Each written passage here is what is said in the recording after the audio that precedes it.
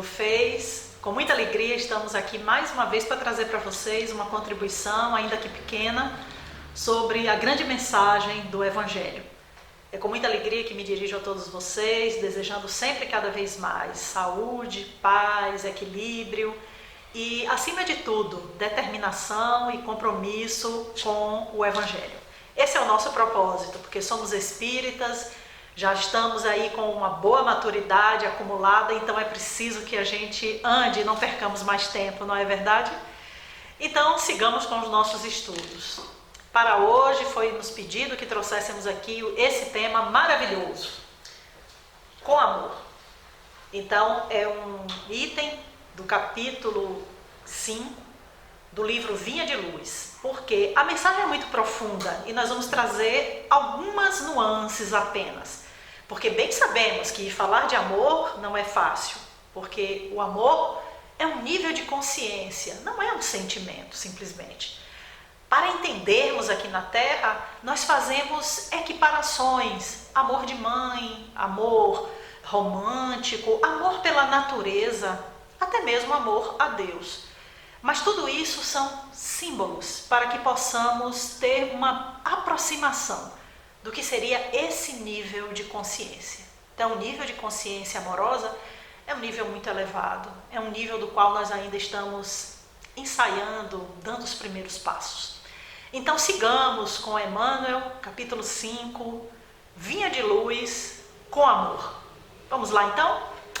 Vinha de Luz é um livro da lavra do Chico Xavier e conforme o Emmanuel vai trazer para nós no seu prefácio, ele próprio é o autor e ele próprio prefacia, ele vai dizer que é um livro despretensioso. Imaginem vocês a humildade, o carinho de Emmanuel, um livro despretensioso. Não é tão despretensioso assim, porque é um livro muito forte, que trata das questões do Evangelho e o próprio título, como nós vamos ver há pouco, Vinha de Luz, as plantações de uva, as videiras jorrando luz.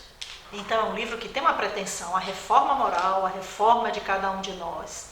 São as anotações de Emmanuel enquanto estudante das grandes escolas iniciáticas do astral e trazendo para nós os seus conhecimentos. Além disso, Emmanuel também nos diz que o livro não tem revelações, exortações, profecias. Não é um livro comprometido em trazer grandes, digamos, novidades que vão alimentar a nossa curiosidade. É um livro que fala sempre do Evangelho. E de que forma? Na forma de uma integração. A proposta de Emmanuel é nos aproximar, é nos integrar cada vez mais ao Evangelho e é apenas um convite, não é uma imposição, não é proselitismo, o Emmanuel não impõe, o Evangelho não impõe. O verdadeiro Evangelho é amor, o verdadeiro Evangelho ele convida, ele acolhe, ele agrega, como foi dito antes, ele integra. Também nos diz Emmanuel que é um convite ao trabalho santificante, planificado no código do amor divino. Então, com essa frase, Emmanuel resume todos os objetivos que nós poderíamos ter do livro Vinha de Luz, convite ao trabalho santificante planificado no código do amor divino. E o que é Vinha de Luz nesse contexto da produção literária do Chico Xavier? Na verdade, ele faz parte de um conjunto de 4 livros, como vocês estão vendo aqui na imagem, que vão formar a chamada série Pão Nosso ou série Fonte Viva. Alguns têm nomes diferentes, composto por Caminho, Verdade e Vida, Pão Nosso, Vinha de Luz, o nosso querido Fonte Viva, que é um livro extraordinário, assim, de uma alta conexão, né? E que também estão agregados Ceifas de Luz, Palavras de Vida Eterna, entre outras obras. Mas esses 4 primeiros citados, eles são os livros que vão compor aquela série chamada série Vinha de Luz, ou série Pão Nosso, ou série Fonte Viva, de acordo aí com o olhar de cada um. Esse livro, ele vem dentro de um contexto, como vocês podem ver aqui, Caminho, Verdade e Vida, psicografado em 1948, Pão Nosso é de 1950, já o Vinha de Luz é de 1951. E é o terceiro dessa série, como vocês podem ver. Primeiro, Caminho, Verdade e Vida. Segundo, Pão Nosso. Terceiro, Vinha de Luz. É o 44º livro psicografado pelo Chico Xavier, ainda em Pedro Leopoldo, Minas Gerais. E essa série finaliza com Fonte Viva em 1956.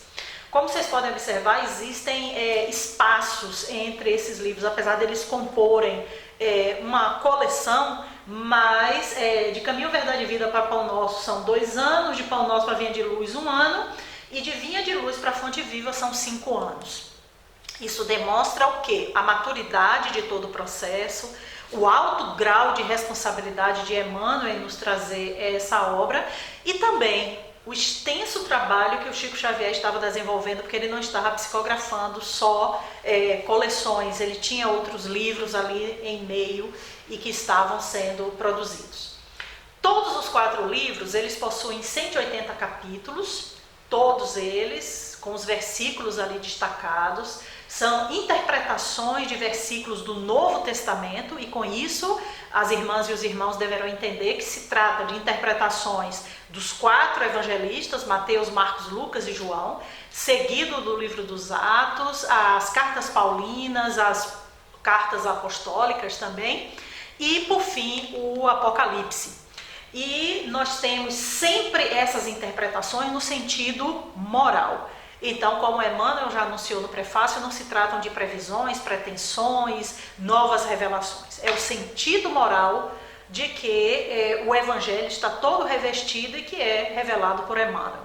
Que, segundo nós sabemos pelas palestras de alguns companheiros nossos, que o próprio Cristo foi o mentor, intuiu a Emmanuel esse trabalho maravilhoso de peso, que esses 4 livros trouxeram para nós uma revitalização, inclusive, das nossas práticas de culto do Evangelho no lar. Então, sempre nós temos esse cuidado de estarmos atentos a essas obras, porque elas sinalizam esta caminhada em direção ao Evangelho. Aqui mesmo, na nossa casa, aqui em Feira de Santana, no Centro Espírita Jesus de Nazaré, nós temos um grupo especial que estuda o Novo Testamento e que tem como base esses 4 livros de Emmanuel, né? Um grupo assim que tem um nome carinhoso, né? Miudinho, dirigido pela nossa irmã Lívia Cruz, e que vai estudando assim, degustando paulatinamente cada um dos versículos, sem pressa, para que nós possamos entender esse sentido moral que para nós é tão difícil, porque isso mexe com as nossas estruturas íntimas, isso traz para nós assim incômodos, não é muito fácil mexer, né, nestas feras, nesse astuto, nesta força que está dentro de nós e transformar isso tudo aqui em angelitude. Então é preciso que venha realmente esse Evangelho convidando, amoroso, afetuoso, positivo e que faça sentido para nós. Então é essa a proposta do livro Vinha de Luz. Vamos ver agora as notícias que nós temos a respeito da psicografia desse livro. Lá no livro Deus Conosco, que é uma publicação recente da Vinha de Luz, né, e foi todo organizado pela Wanda Joviano, que vem da família Joviano, que acolheu o Chico Xavier na Fazenda Modelo, em uma comunicação do Espírito Emmanuel de 25 de janeiro de 1950, ele já anunciava a existência desses livros, né, que seriam livros de interpretação, livros de interpretações, melhor dizendo, do Evangelho, e que o livro Pão Nosso já estava pronto, né, então ele já está ali anunciando. Emmanuel vai agradecer aos amigos da família Joviano, né, ao Rômulo Joviano, que na época estava ali à frente, né, e vai sugerir o título. Ele também cita o livro Caminho, Verdade e Vida, mas ele não fala, não dá informações sobre Vinha de Luz ou Fonte Viva. Então, como eram livros assim do mesmo contexto, presumo, né, dentro da minha pequena interpretação, que nessas notas aqui que Emmanuel traz, ele já estava vislumbrando, trazendo assim o que seria em linhas gerais essa coleção que já estava sendo produzida, né?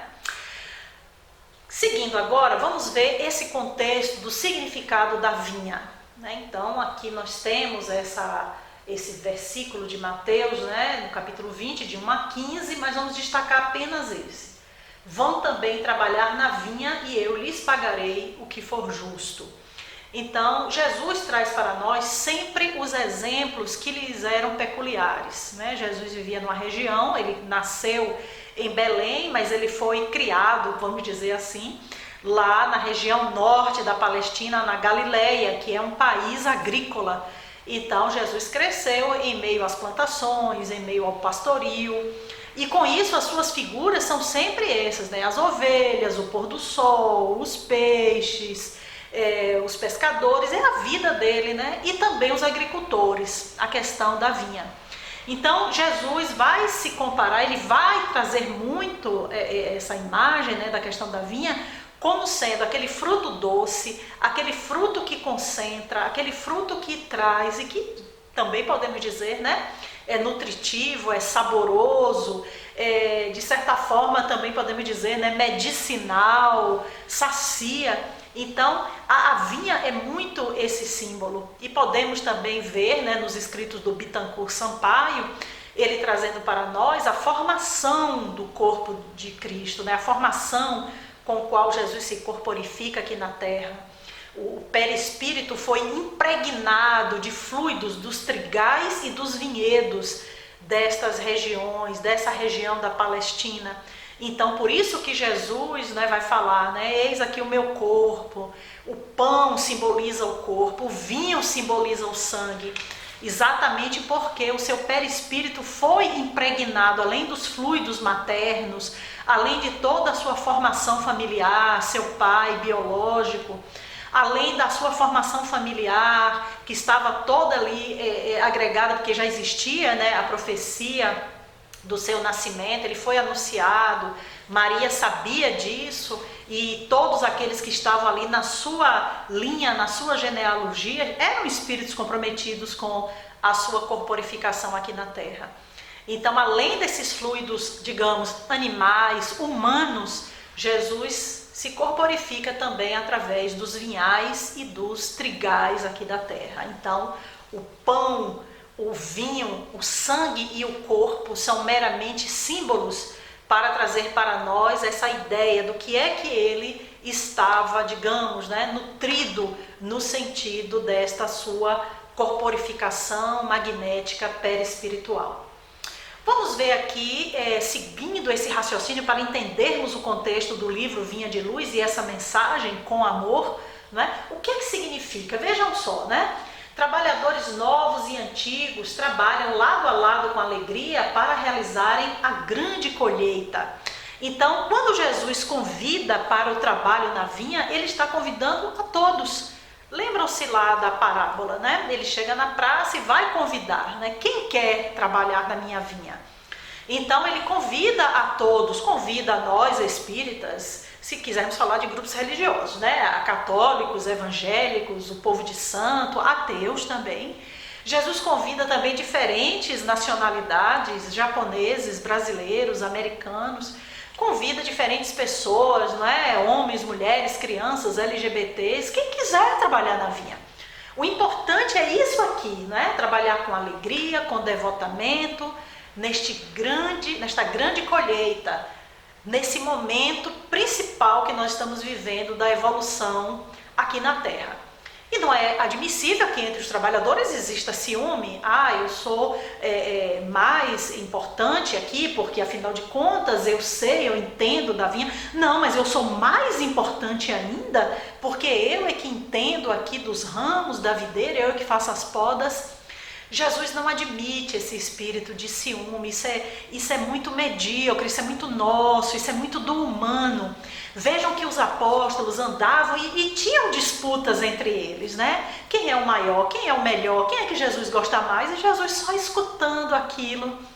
E Jesus diz para eles, né? Vocês têm que ser realmente amorosos, porque os meus discípulos serão reconhecidos por muito se amarem.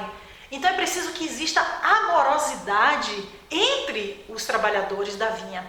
Mas infelizmente ainda estamos no espírito de grupo, no espírito de seita, no espírito dogmático, até mesmo no nosso ambiente espírita, centros trabalhando isoladamente, e dentro dos centros ainda temos grupos que trabalham isoladamente. Então tudo isso mostra o quê? O ciúminho, mostra ainda aquela visão do, não, eu sou aqui um trabalhador muito especial, porque nosso trabalho é muito especial. Não é isso, gente. Todos são convidados para trabalhar. Agora é preciso que exista responsabilidade, amorosidade, é preciso que exista essa articulação, essa integração, como fala Emmanuel aqui no prefácio. Sigamos. Então, quando nós vamos trabalhar na vinha do Senhor, é importante observarmos que nós estamos diante de um outro parâmetro, que é a equidade divina. Então, não existe ciúminho, não pode existir nada dessas preferências, nós somos todos iguais. Os meus discípulos serão reconhecidos por muitos se amarem. Então, é muito diferente da equidade humana, que é tão falada, né, nos dias atuais. Vejam aqui essa imagem.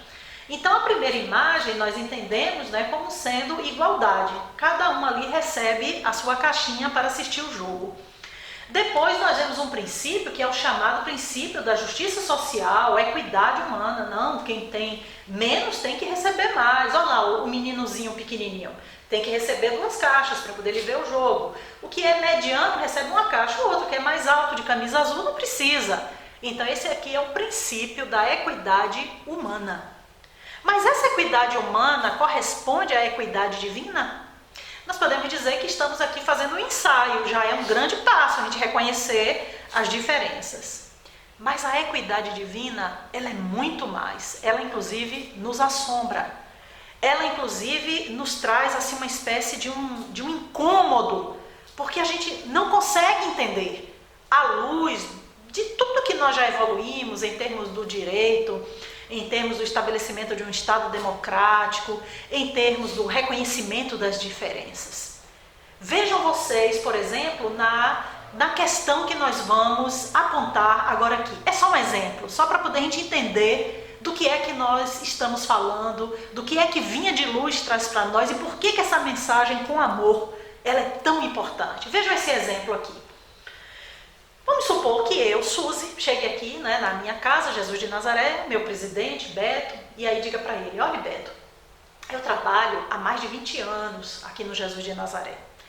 Tem 20 anos que eu estou aqui atuando, sou dedicada às tarefas, não falto, eu não atraso, eu ajudo em tudo, eu tenho tudo assim, aquele perfil chamado, né, aquele funcionário padrão, aquele servidor padrão maravilhoso. Aí eu falo para Beto, Beto, isso vai me dar mais mérito, mais direito de receber uma grande recompensa na vida espiritual, diferente dessas pessoas que estão chegando mais recentemente, não é? Tem trabalhador aqui que só tem 2 anos, tem trabalhador aqui que só tem 3 anos, eu tenho 20, eu já tenho uma história dentro aqui da nossa casa. Então eu tenho mais mérito, não é? Aí Beto, com toda a sua paciência, vai olhar para mim e vai dizer, não. Eu pensei que eu ia ter mais mérito, serviços prestados, como se fala no ambiente espírita.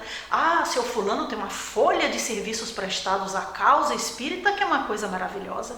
Fulano de tal só tem 1 ano, 3 anos, que chegou no centro, que está aqui.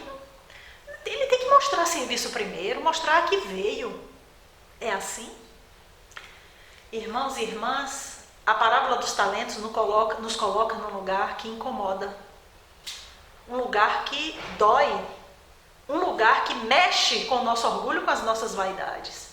Porque Jesus vai nos dizer, pois a quem tem, mais será dado, e terá em grande quantidade, mas a quem não tem, até o que tem, lhe será tirado.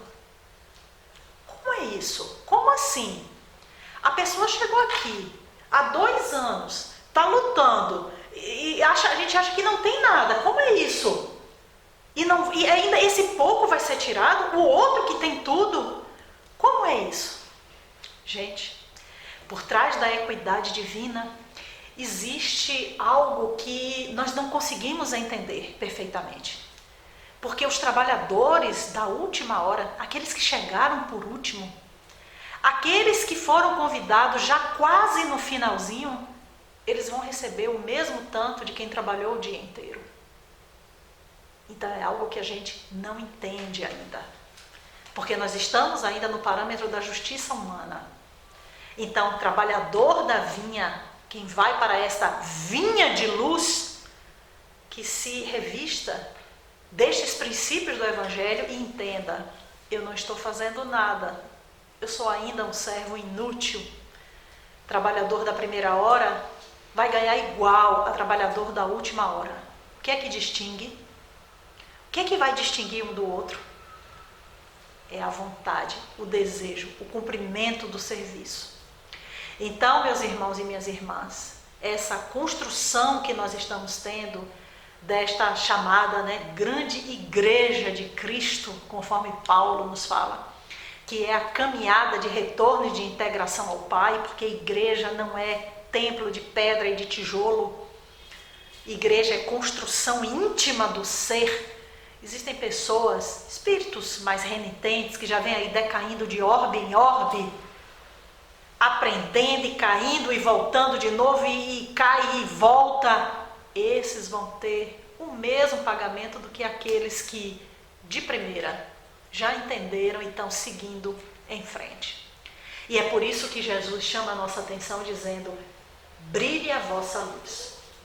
E Emmanuel vai dizer: procuremos brilhar. Repetimos nós. Então é preciso que essa luz do coração, esse amor, love, como está aqui, love, amor, ele possa florescer em nós e ele traga para nós esse sentimento. Essa imagem aqui, ela é maravilhosa porque ela nos mostra como se fosse a igreja reunida e a igreja lendo as cartas de Paulo. Então, o que nos diz Paulo? O que nos traz Paulo nas suas cartas? Exortações, orientações à igreja. A igreja que estava nascente no seu tempo, Paulo é um homem no seu tempo, é preciso que entendamos isso. Então, como responsável, como um bom vinhateiro, como um bom trabalhador, ele tinha que dar o seu melhor, e ele deu realmente o que podia, deu o seu conhecimento, a sua experiência. E lá nesse capítulo 3, versículo 4 de Colossenses, vejamos o que diz Paulo. E sobre tudo isso, revestidos da caridade, que é o vínculo da perfeição. Então, Paulo vincula mais uma vez caridade e perfeição, ou atualizando, caridade e salvação. Fora da caridade não há salvação.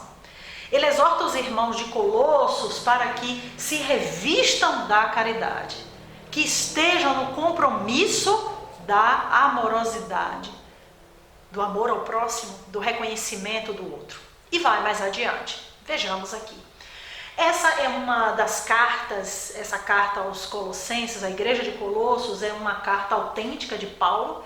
Foi escrito de próprio punho, pelo que parece, os vestígios que nos são dados pelos estudos históricos, pelos estudos da arqueologia, da teologia e da filologia antiga, mostrando que ele traz instruções aos irmãos de Colossos. Colossos era uma cidade próxima a Éfeso, era uma igreja que passava por problemas sobre vãs e enganosas especulações da filosofia. Ou seja, era uma igreja que as pessoas estavam estudando, buscando muito a filosofia, porque estava ali, na região da Grécia, muito próximo, seguindo a influência helênica de sua época, mas distante do Evangelho. Então, muita sabedoria filosófica, muitos estudos, então, como nós estamos falando aqui, o sentido da equidade, o sentido da justiça social, o sentido da democracia, e esquecendo a base de tudo isso que é o Evangelho. Então isso foi ficando para trás. Paulo também traz para eles uma perspectiva importante de uma nova vida com Jesus, uma nova vida a partir dos pressupostos trazidos no Evangelho. É uma transformação que não se dá de forma isolada. Então as transformações elas vão acontecendo no campo individual, interno, e depois elas têm que explodir no campo coletivo. Então não existe aquela evolução lá no alto da montanha, sozinho, meditando durante 50 anos. Você pode até passar por um processo desse, mas depois tem que descer a montanha e vir para o coletivo. Porque a verdadeira transformação, o verdadeiro trabalho se dá no coletivo. Por isso que Jesus chama os trabalhadores da vinha. Ele não chama um especificamente, vá você sozinho trabalhar. Venham todos. É preciso ter essa vivência no coletivo. É preciso ter união de mãos, corações, sustentando-se e amparando-se. Emmanuel, então, vai produzir, a partir da Epístola aos Colossenses, 21 mensagens. Então, essas mensagens estão distribuídas ao longo da série e nós vamos trabalhar também hoje com uma delas. Lembrando que nem todas as mensagens estão circunscritas só a essa coleção. Ele vai ter outros livros em que ele vai trazer interpretações a respeito da caridade e da amorosidade. Vamos ver então aqui. Todo discípulo do Evangelho precisará de coragem para atacar os serviços da redenção em si mesmo. E o que é essa redenção? Auxílio, proteção que livra de situação difícil, salvação. Então, todo aquele que se coloca na condição de discípulo, de seguidor do Cristo, tem que atuar nesse sentido aqui, ó. Chamo bem a atenção aqui para esse slide. Tem que ter coragem para atacar os serviços da redenção em si mesmo. Então, Emmanuel já está dizendo, olha, você tem que trabalhar nesse sentido, né? O que é que tem em você, o que é que você pode contribuir para esse contexto seu e para o contexto coletivo. Seguindo, lá no Livro dos Espíritos, nós vamos encontrar então Kardec nos chamando a atenção, juntamente com o Espírito da Verdade, para o autoconhecimento. Sim, porque esse Emmanuel fala que essa redenção, essa busca, né, do discipulado nosso, de seguir o Cristo, tem que partir de um movimento interno, então é preciso a gente se autoconhecer. Então não é movimento externo, hoje eu vou fazer a sopa, amanhã eu vou trabalhar com os enxovais, agora eu vou ajudar ali uma pessoa que está doente. Maravilhosos movimentos, temos que persistir, o mundo carece disso. Mas esse movimento genuíno parte do interno. Então, para partir do interno, é preciso ter autoconhecimento. E é por isso que a questão de número 919 do Livro dos Espíritos, mais uma vez, né, irmãos? Volta e meia a gente está voltando para a mesma questão, autoconhecimento. Não tem saída, não tem saída. Vejam vocês, qual o meio mais prático, mais eficaz que tem um homem de se melhorar nesta vida e de resistir à atração do mal? Então, Kardec, na sua inteligência, na sua perspicácia, como é que eu faço para sair desse mundo de expiação e provas? Como é que eu faço para sair desse horror que nós estamos vivendo, né? E o Espírito da Verdade vai trazer uma série de questões, né? Primeiro ele vai dizer, né? Um sábio da antiguidade já vos disse, né? Conhece-te a ti mesmo, e pela fala de Santo Agostinho nós vamos vendo todo o processo, digamos, detalhado pedagogicamente. Então, como me autoconhecer? Vou fazer aqui uma lista de defeitos. Vou ficar fazendo autoconhecimento, só fazendo meditação, não sei o quê. Veja só. Na Seara Espírita, Santo Agostinho dá uma boa sinalização. Vou passar aqui, esses slides são todos da internet, viu, gente? A gente vai pegando assim outros irmãos generosos que vão distribuindo as suas produções, a gente vai compondo aqui a nossa fala. Então, como é que se faz esse autoconhecimento? Como é que faz esse exame de consciência? Olha lá. Perguntai-vos o que fizestes e com qual objetivo agiste em tal circunstância. Segundo, se fizeste alguma coisa que censurais em outra. Terceiro, se fizeste alguma coisa que não osaríeis confessar. Quarto, se aprovesse a Deus me chamar nesse momento, reentrando no mundo dos espíritos, onde nada é oculto, eu teria o que temer diante de alguém? E quinto, examinai o que podeis ter feito contra Deus, contra vosso próximo e, enfim, contra vós mesmos. Tá aí a lista, receitinha de bolo, você pode fazer o checklist toda noite. Deitou lá no seu travesseiro, você com você mesmo, a sua consciência, e vá vendo, né? O que foi que eu fiz hoje? Passe seu dia em revista, e aí vá vendo. Então isso vai mostrando aquilo que o balde aponta para nós, o eu observador. Você começa a se observar. Por que eu agi daquela forma? Por que eu reagi desse jeito? Por que eu deixei que tal coisa acontecesse? Por que eu não tomei providência sobre isso? Eu fiz algo que ofendeu ao meu semelhante, que inclusive também me prejudicou? Eu fiz algo que estava fora das leis de Deus? Então, tudo isso são caminhadas, e essa caminhada aqui é redentora.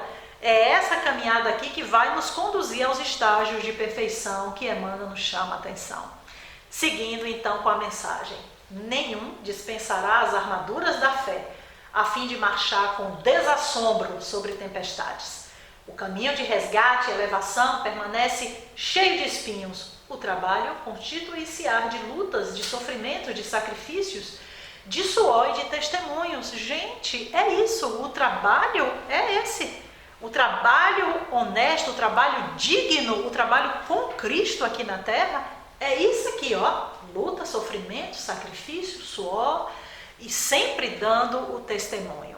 Aqui no mundo de expiação e provas, eu mereço ser feliz, eu quero ser feliz.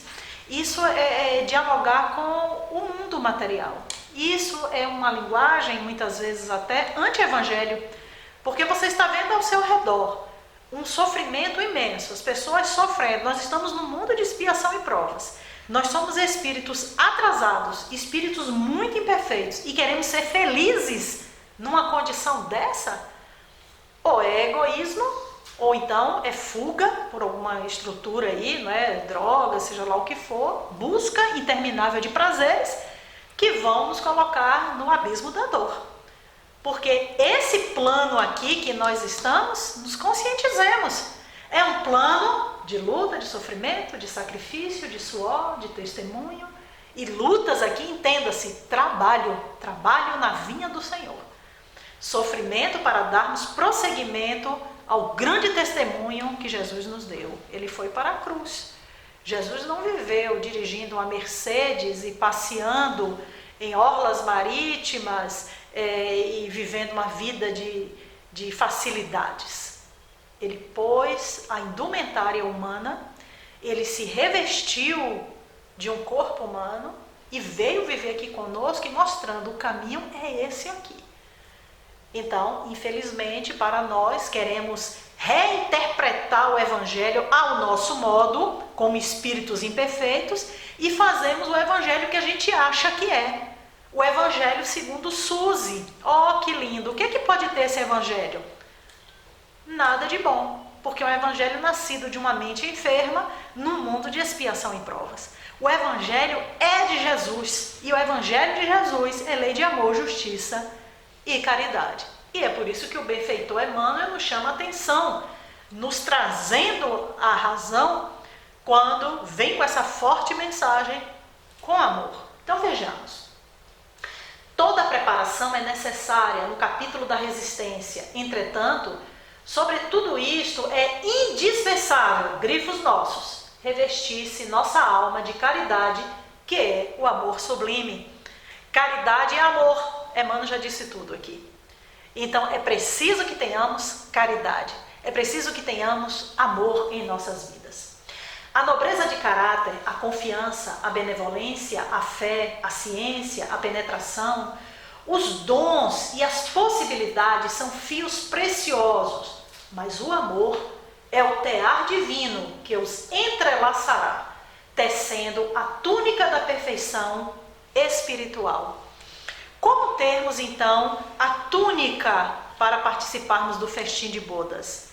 Por que seremos expulsos se não estivermos com a túnica?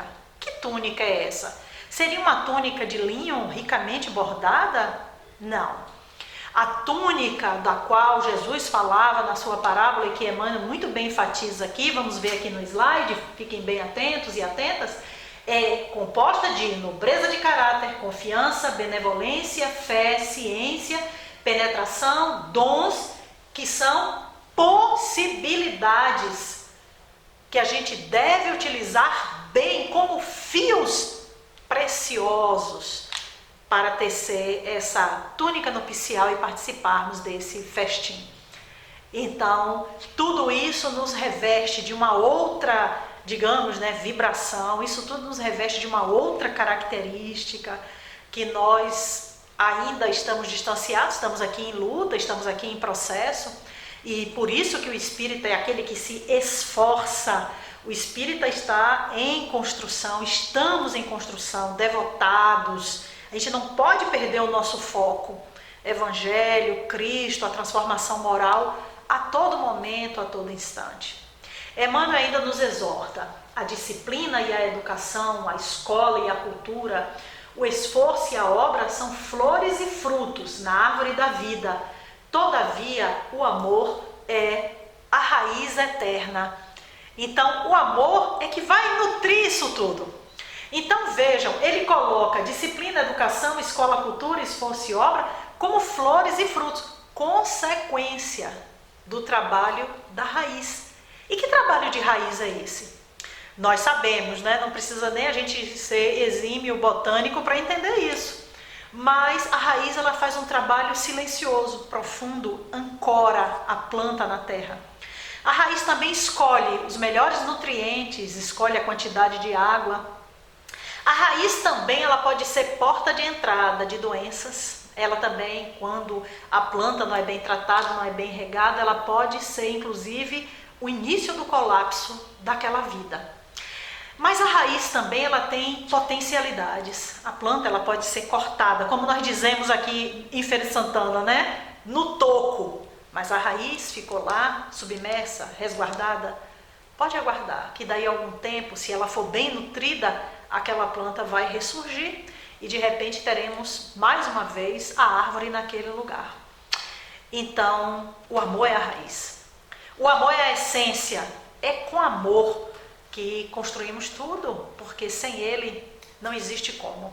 Então, por isso que Emmanuel diz, educação, cultura, escola, disciplina, esforço e obra. Sem amor, sem educação não vai. Sem amor, escola não vai. Sem amor, cultura não vai, gente. Então o amor é o quê? É o combustível. É ele que vai trazendo isso tudo. É essa raiz nutridora da escola.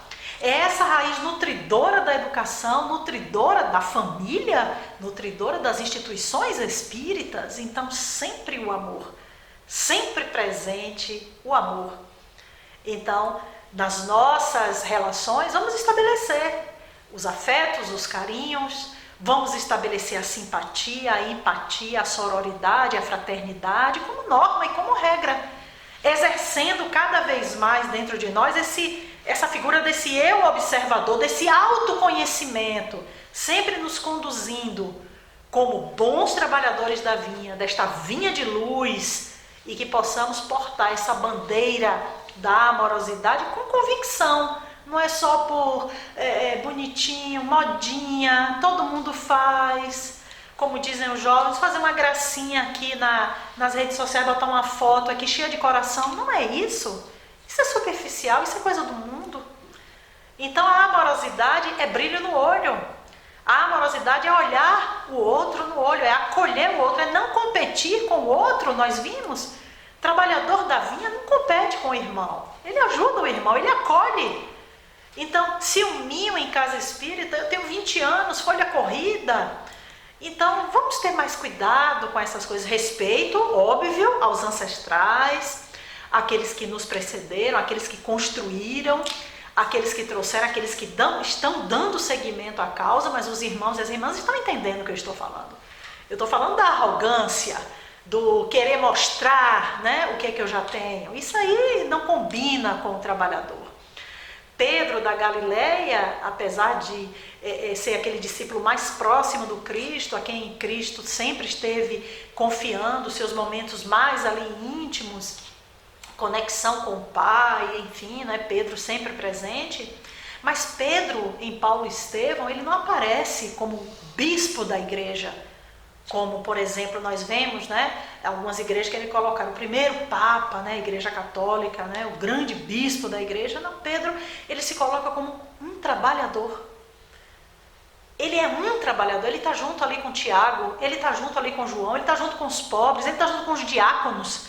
Ele ouve Paulo, ele discute, ele tenta dialogar ali com todos. Então ele é um trabalhador, ele não se distingue. Pera aí, gente, eu aqui estive com Jesus, estive com ele, sim, de fato, neguei, mas olha só, né, eu tenho dons. Não. Pedro coloca a sua mediunidade a serviço da causa maior, que é a expansão do Evangelho, não é a expansão de um clube de favoritos. Então ele vai trazer essa nossa concepção, por isso que ele vai ser chamado, né, por Jesus: sobre essa pedra construirei minha igreja. Tu és Pedro, Exatamente, porque ele se coloca a serviço de todos. E aí, irmãos e irmãs, aquela pergunta, né? Já chegando aqui ao final da nossa fala, né? E como nós podemos amar-nos uns aos outros no serviço diário?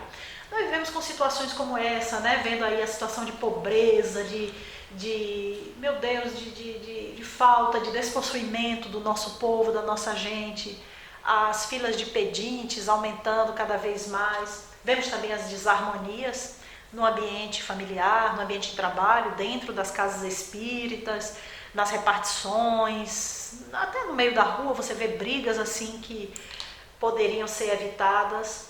Como nós vamos nos amar nesse serviço diário da vinha, como recomenda Emmanuel? Como fazermos esse esforço, né? Então, já sabemos, né? Não pode ser com questões de desigualdade, né? Ah, não, eu tenho aqui, como esse rapazinho aqui com esse guarda-chuva gigante, sozinho, vou me isolar aqui na minha tarefa porque é muito difícil trabalhar com aquele povo ali. Fica o povo lá e eu fico cá trabalhando. Nem também essa figura aqui, né? Dizendo, não, fiquem lá, não quero, me deixem. Não é assim, não é assim. Essas duas figuras mostram, né, essa nossa tendência, né, a querer, não, eu estou em casa, fazendo as minhas preces, né? Alguns espíritas também falando assim, não, eu não estou parada, eu estou fazendo as minhas caridades. Então, o trabalho coletivo, o trabalho de grupo é ainda essencial, gente.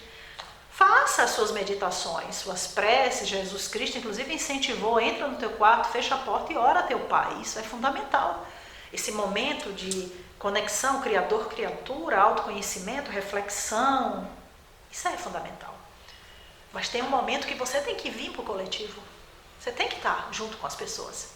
Acolher o chato, o falador, o que fala pouco, o inoperante, o que reclama, o que não quer, o que quer, o preguiçoso. É nesse contexto.